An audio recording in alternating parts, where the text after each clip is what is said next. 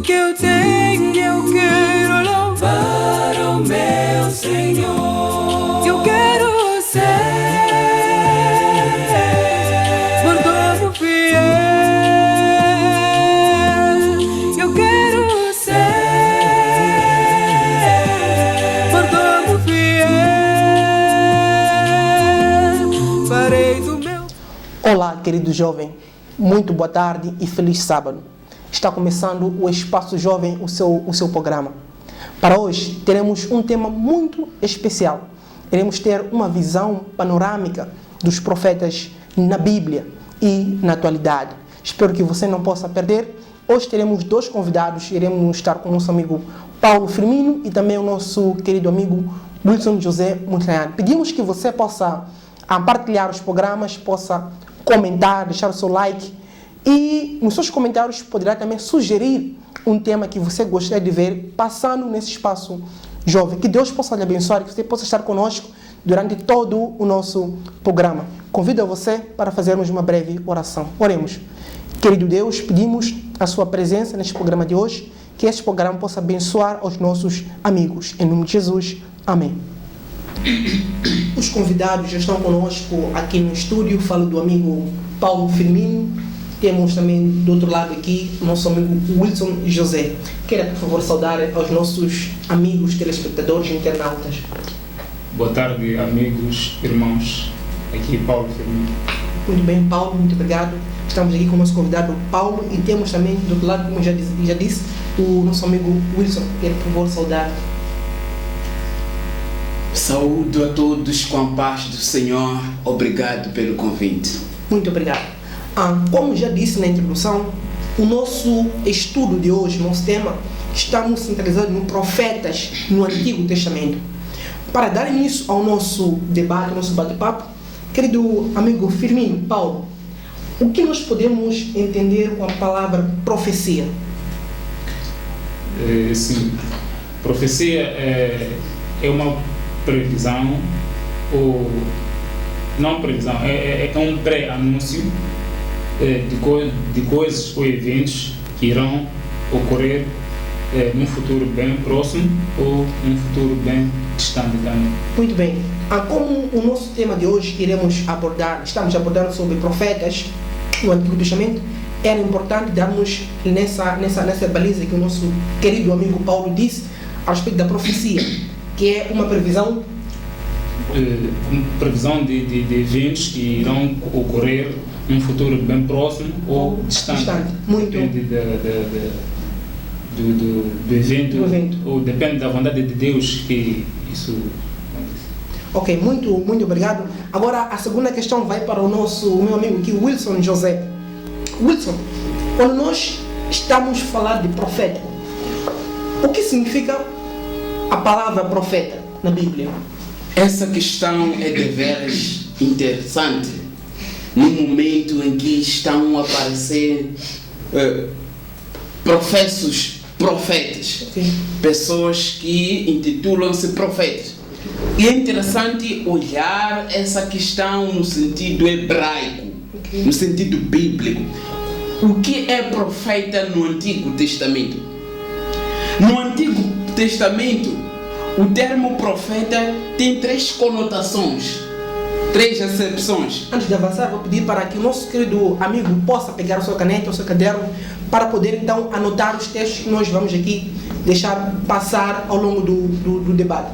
Pode continuar. Gostaria de convidar aos amigos para que juntos pudéssemos abrir a palavra do Senhor no livro de 1 Samuel. Lá no capítulo 8, versos 9, encontramos a seguinte declaração. Ressalvo. 1 Samuel 9, versos 9. Antigamente em Israel, indo alguém consultar a Deus, dizia: vinde, vamos ter com o razão, o vidente. E diz mais: porque o profeta Nabi de hoje, antigamente se chamava o Roer, razão. Então aqui nós temos duas palavras para profeta nesse texto. Primeiro, profeta vem de uma palavra hebraica que significa niba. Niba é uma palavra hebraica que vem da raiz do nifal, que é um passado passivo simples. Naba, que tem a conotação e o paralelismo do verbo acadiano que significa nabu. Daí onde vem a expressão nabi, que quer dizer aquele que é convocado, aquele que é chamado, aquele que é convocado para anunciar uma mensagem de Deus a um certo indivíduo, ou a certos indivíduos, coletivo ou singular. Nabi, o anunciador, aquele que é levantado. É interessante que essa palavra significa aquele que é chamado. Não é um profeta que auto se chama para poder exercer uma atividade, mas ele é chamado por Deus. Fala em nome de Deus, é porta-voz, Nabi. E essa é a expressão que aparece frequente no Antigo Testamento. E a outra é razão oroe, que significa vidente. Esse termo vidente dá a impressão de alguém que não é enganado pelas circunstâncias exteriores, porque ele recebe a visão de Deus, ele vê acima dos outros, ele recebe a visão. E essa expressão é usada também em Isaías 1:1, Amós 1:1, Joel 1:1, Obadias 1:1. Roé ou razão, vidente. Mas também tem a terceira expressão que está destacada em Deuteronômio 3, versos 1. Quando abrimos a palavra de Deus em Deuteronômio 33, versos 1, nós encontramos uma coisa muito interessante. Diz o seguinte: esta é a bênção que Moisés, homem de Deus, deu-lhes aos filhos de Israel. Então, Moisés aqui é chamado de homem de Deus. Essa palavra homem de Deus, Ish Elohim, significa aquele que tem uma relação com Deus. É um profeta, só que não é um profeta qualquer. Este é um profeta de relacionamento.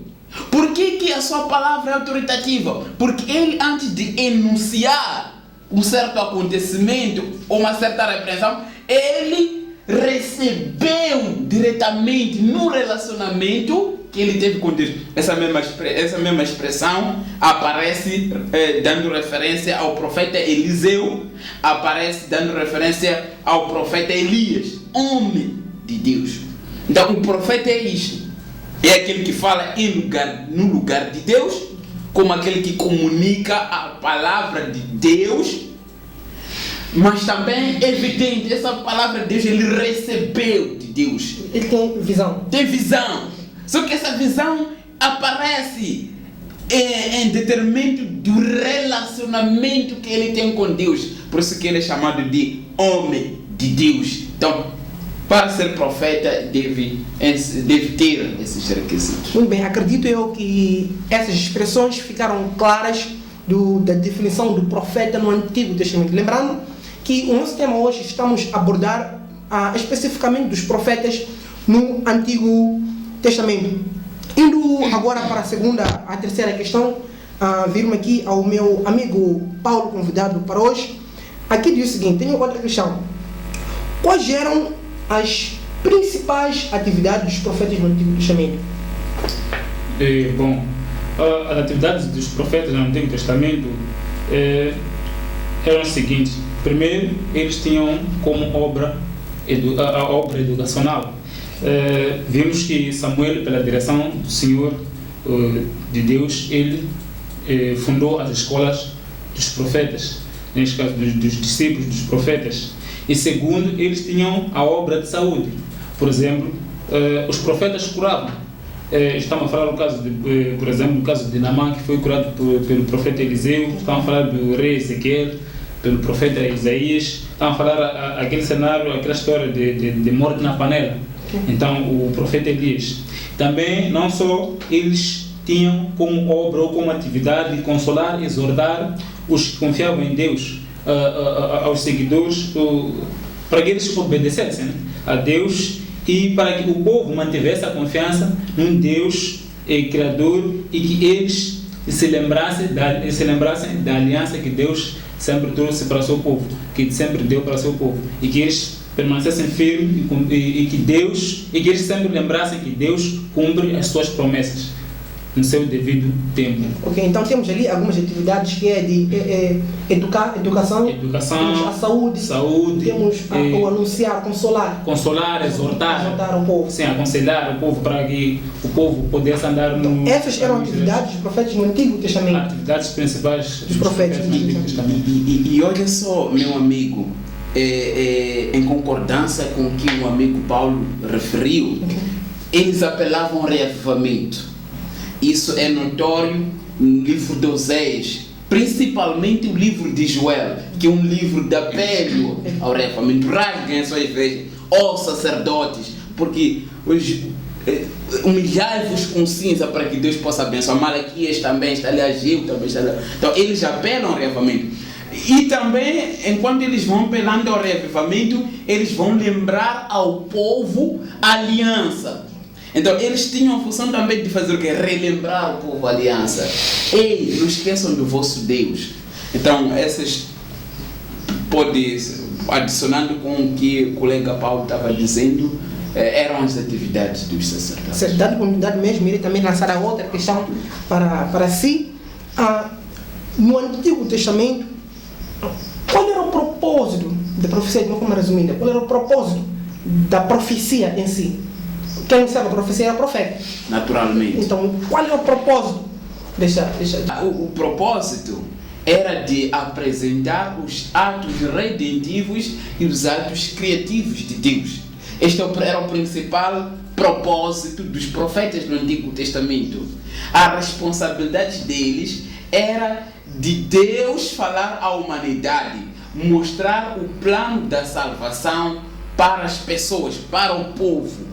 Este é o principal propósito, para que as pessoas venham conhecer o Deus de Israel. Muito bem. Querido Paulo, a questão vai para si agora. Tem surgido sempre, ao longo da história, coisas verdadeiras. E nas coisas verdadeiras têm surgido pessoas que pirateiam as coisas verdadeiras. Quando falamos de profeta, será que no Antigo Testamento existiam questões de falsos profetas como tem surgido hoje, por exemplo? No Antigo Testamento existiam questões de falsos profetas. Se existiam, como saber como as pessoas distinguiam que este é um falso profeta, não fala de Deus? Bom, a questão de falsos profetas não é algo contemporâneo, não é algo dos dias de hoje. Também no Antigo Testamento encontramos falsos profetas, razão pela qual Deuteronômio capítulo 13, se formos a ver Deuteronômio capítulo 13, eles dão-nos a dizer acerca de falsos profetas.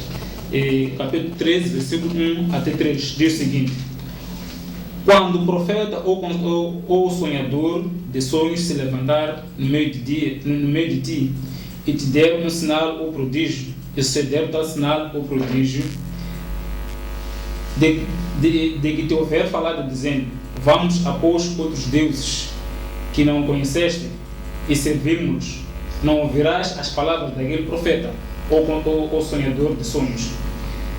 Porquanto o Senhor vosso Deus vos prova para saber se amais o Senhor vosso Deus com todo o vosso coração e com toda a vossa alma. Então, em poucas palavras, o que o texto está a dizer? O texto está a dizer o seguinte: se no meio de vós aparecer ou surgir e falar de certas coisas, e aquelas coisas, na verdade, acontecer, suceder, vocês precisam tomar uma cautela, porque um verdadeiro profeta Quando ele fala, as coisas acontecem. Um falso profeta também pode falar, as coisas acontecerem. Nós sabemos que Satanás também sabe imitar as coisas de Deus. Ele não faz, ele imita. Então, ele tem poder de fazer certas coisas. Então, o profeta, um profeta falso também pode vir falar e as coisas acontecerem. Agora, como é que nós vamos descobrir que ele é um profeta falso? Então, aí já o resultado final. Por exemplo, chega alguém, diz que na tua casa alguém está a padecer por uma determinada doença. Essa pessoa não te conhece, nem você não conhece a pessoa. Vocês se avistaram, a pessoa fala isso. E você confirma que na sua casa realmente isso está acontecendo. Mas agora depois ele diz o seguinte: então, para que teu irmão, tua mãe está acamado, está doente, para que ele se recupere ou para que ele se cure da sua doença, então você precisa se dirigir, ou você precisa fazer um certo sacrifício. Você precisa trazer uma galinha, você precisa, ou talvez você precisa matar alguém para que aquela pessoa se recupere. Então, esse profeta não é um profeta de Deus. Porque um profeta de Deus, ele, no lugar de te recomendar sacrifícios, no lugar de te recomendar esse tipo de coisas, ele vai te direcionar a Deus. Talvez pode fazer uma oração e vai te apelar com que você confie mais em Deus, ore a Deus e talvez siga outros procedimentos, mas fora dessas coisas supersticiosas. Muito certo. Então, o profeta de Deus, ele geralmente te apela, te leva a voltar diante de Deus. Te leva ao centro que é o próprio Criador. Alguma coisa para acrescentar esta questão dos falsos profetas? Quando abrimos a palavra de Deus, no livro de Isaías, nós encontramos uma declaração que vem responder a isso também, a essa colocação. No livro de Isaías, capítulo 8, versos 20. A lei e ao testemunho, se eles não falarem desta maneira, jamais verão a alva. O que isso significa? Qualquer que surgir no meio de vós, dizendo que ele é um profeta, ele deve falar segundo o testemunho. O que significa isso? Falar de acordo com aquilo que os outros escritores que estão na Bíblia falaram. Os outros profetas. Aquilo que está na Bíblia. E também falar aquilo que é a lei. A Torá. A lei. Não só referindo à Torá no sentido do ensino da lei, dos escritos de Moisés, mas também referindo-se à lei como os 10 mandamentos. Todo profeta que tem uma mensagem contrária aos 10 mandamentos destacados em Êxodo 20 e fala o contrário, não é um verdadeiro profeta. E todo aquele que contradiz aquilo que os outros profetas do Antigo Testamento falaram, essa pessoa também, a sua reivindicação é inválida, não procede. Também, aliado a isso, meu amigo, minha amiga, está o capítulo aí em Jeremias. Jeremias é conhecido como um livro dos falsos profetas. Por quê? Porque em Jeremias nós encontramos várias vezes o profeta falando contra os falsos profetas. Jeremias 23 diz o seguinte: assim diz, versos 16, assim diz o Senhor dos Exércitos: não deis ouvido às palavras dos profetas que há entre vós, que profetizam e vos enchem de vãs esperanças. Falam as visões do seu coração, não o que vem da boca do Senhor. Dizem continuamente aos que me desprezam: o Senhor disse, paz tereis. E qualquer que anda segundo a dureza do seu coração dizem: não virá mal sobre vós. Enfim, o profeta vai dissecando sobre os falsos profetas, dizendo que Deus trará uma repreensão para eles. E nós encontramos isso. Deus está te abençoando. Eu tive um sonho, mas é um sonho sem um carimbo divino. Por quê? Porque para Deus poder chamar alguém, há alguns requisitos que devem ser feitos. E que geralmente os profetas, pretensos profetas não apresentam esse carimbo. Tomando este fio de pensamento, quais são as condições como é que Deus chama as pessoas para o ministério profético? Como é que Deus levanta profetas? Como é que é o chamado profeta? Deus ele age de diferentes maneiras. Nós encontramos na Bíblia, por exemplo, Êxodo 7, versos 1. Quando abrimos a palavra de Deus em Êxodo 7, nós encontramos uma coisa interessante. Diz o seguinte: então disse o Senhor a Moisés: vê que te constituí como Deus sobre Faraó, e Arão teu irmão será teu profeta, teu nabi. Percebe? Teu porta-voz. O que isso significa? Como é que Deus levanta aqui Arão, por exemplo? Deus levanta Arão de uma forma, diz a Moisés: eu que lhe levantei, ele tem o meu carinho. Mas com Isaías, ele teve que entrar em contato com a brisa ardente, e a brisa ardente tinha que ser colocada em seus lábios. Ele tinha que ter uma visão. Diz o texto, capítulo 6 de Isaías: no dia em que morreu o rei Uzias, tive eu razão do Senhor. Percebe a visão? Quando que o profeta Jeremias é ao contrário, o profeta, Deus aparece a ele e diz que eu te escolhi desde o ventre.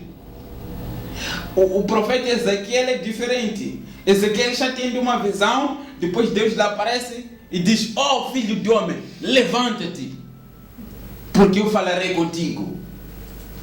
Nós encontramos Samuel, o seu chamado acontece quando ele está dormindo. Samuel, Deus fala, chama. Mas também encontramos profetas que quando ao seu chamado não tem um chamado dramático, como é o caso de profeta Noé, como é o caso de profeta Enoque, como é o caso de profeta o profeta Natan. Mas o fato do texto bíblico estar silencioso quanto ao seu chamado não significa que eles não tiveram uma experiência dramática, mas também não significa que eles tiveram. Percebe? Agora, o que isso significa? Significa para nós que quando alguém é chamado por Deus, haverá uma confirmação de Deus mostrando que essa pessoa eu lhe chamei através da mensagem e através da vida dele. Então a vida é um testemunho vivo. Este homem foi chamado então por Deus. Por isso que tem essa palavra homem de Deus. Homem de Deus. Por quê? Porque quando nós olhamos a vida de alguns profetas, encontramos que no seu passado eles eram ladrões, eram indisciplinados, passa a expressão. Eles eram pessoas que mentiam, eram pessoas que o seu procedimento era duvidoso. Por exemplo, o Joseph, o Joseph do Mormon, a conduta é duvidosa, entre outros que poder citar, que não é o nosso tema de hoje, mas a vida de um profeta deve autenticar a sua mensagem. Muito bem. Agora, não sei se posso acrescentar esta questão do chamado. Está tudo claro? E só talvez para acrescentar, dizer que o chamado era aleatório. Deus usava a pessoa que ele quisesse usar. Okay. Então, não era a pessoa que saía e ia ter com Deus, ou não era a pessoa não dormia, depois de repente acordava e começava, ou se intitulava profeta. Mas sim, Deus escolhia os que ele quisesse usar. Neste fio de pensamento mesmo, você tem levantado vários debates, várias questões com respeito, por exemplo, existem hoje algumas escolas de profetas, existem hoje, na atualidade, algumas escolas que ensinam profetas, serem os profetas.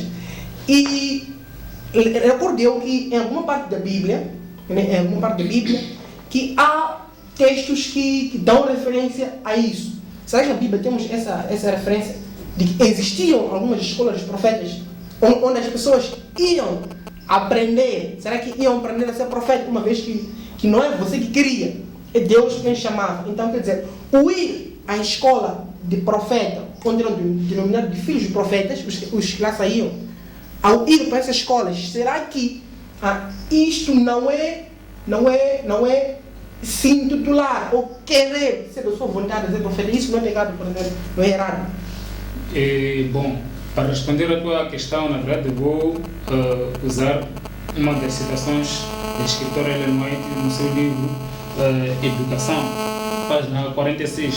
Ela diz o seguinte: o profeta era alguém que falava por direta inspiração, comunicando ao povo as mensagens que recebera de Deus. Mas esse nome também era dado àquele que, embora não fosse diretamente inspirado em divinamente, mas sim essas pessoas eram divinamente instruídos para quê? Para o ensino e para encaminhar o povo de Deus nos caminhos retos. Eles não eram divinamente inspirados, mas sim eram divinamente chamados para uma instrução. Eles estavam ali para instruir o povo no caminho que eles deviam andar. Continua ele dizendo o seguinte: eles se destinavam a servir como uma barreira contra a corrupção prevalecente, a fim de prover a necessidade intelectual e espiritual da juventude e promover a prosperidade da nação, dotando-a de homens habilitados para agir no temor de Deus como dirigentes e conselheiros. Para tal fim, Samuel reuniu grupos de rapazes piedosos, inteligentes e estudiosos, e foram eles chamados de filhos de profetas. Então, naquela época, ter a escola de profetas, isso não denotava um pecado, não era pecado, porque isso era algo que vinha do próprio Deus. Era um desígnio de Deus que deu aos seus profetas. Então, sair da escola dos profetas não era nenhum pecado. E eles não eram verdadeiramente profetas, eles não tinham aquelas visões, mas sim eles eram chamados de profetas porque se reuniam com profetas. Eles eram discípulos de profetas. Então a comunidade, o povo, chamava-os de filhos de profetas ou discípulos de profetas. Então, entendendo a sua citação aqui, estamos a dizer que a expressão profeta naturalmente era aquela que já deixaram aqui, era designado a algumas pessoas que falavam diretamente inspirados por Deus. Deus inspirava eles e eles falavam diretamente. Só que neste grupo que citamos ali, até em Samuel, citando, eram pessoas que também não eram diretamente inspiradas, mas Deus inspirava os próprios profetas, a instruir a eles. E eles serviam a comunidade para a questão de instrução, aconselhamento, educação. Não para profetizar, não receber. Porque sim, quem recebia as instruções de Deus, diretamente de Deus, era o profeta principal. Neste caso, dou o exemplo do profeta Samuel. Ele que recebia, ele que falava com Deus. Então, esses outros recebiam instruções dele para que eles pudessem instruir o povo e nos caminhos onde deviam andar. Muito bem, estamos já na reta final. Não sei se tem alguma coisa a acrescentar. Quando abrimos a palavra de Deus, espero que nossos amigos tenham aí acompanhando e escrevendo então os textos para confirmar e mais aprendermos a palavra de Deus. 1 Reis 18, versos 4, diz o seguinte: porque quando Jezabel exterminava os profetas na vinda do Senhor, Obadias tomou 100 profetas na BIM, profetas, e os escondeu numa cova. Possivelmente esses profetas, esses 100 profetas, eram os estudantes da escola dos profetas. Quando lemos mais em diante, nós encontramos 1 Samuel 20, versos 35, diz: então um dos discípulos dos profetas disse ao seu companheiro pródigo: Senhor, esmura-me.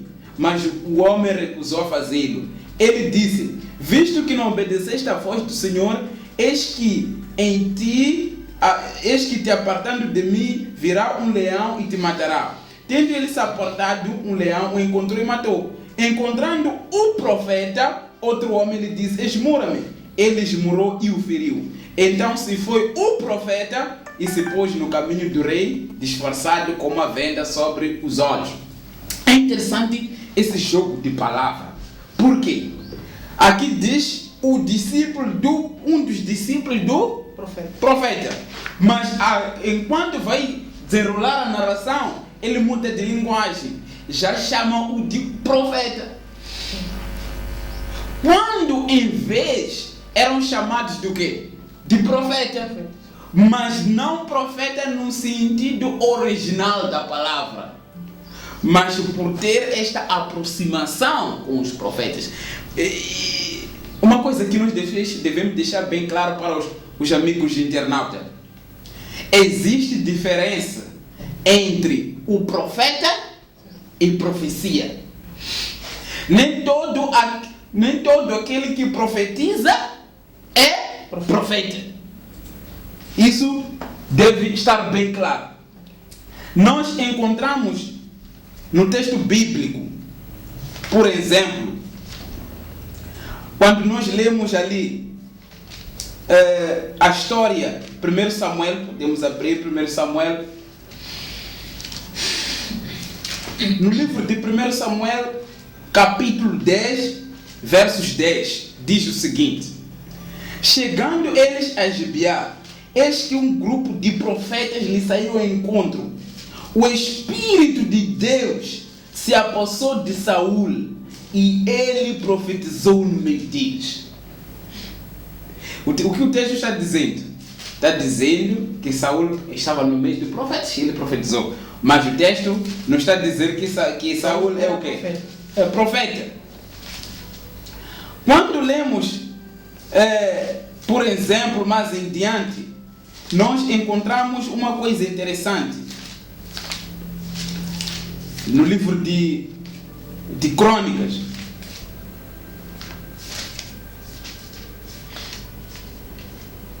capítulo 25, diz o seguinte: Davi, juntamente com os chefes do serviço, separou para o ministério dos filhos de Asaf, de Hermã e de Jedutum, para profetizarem com harpas, aludes e símbolos.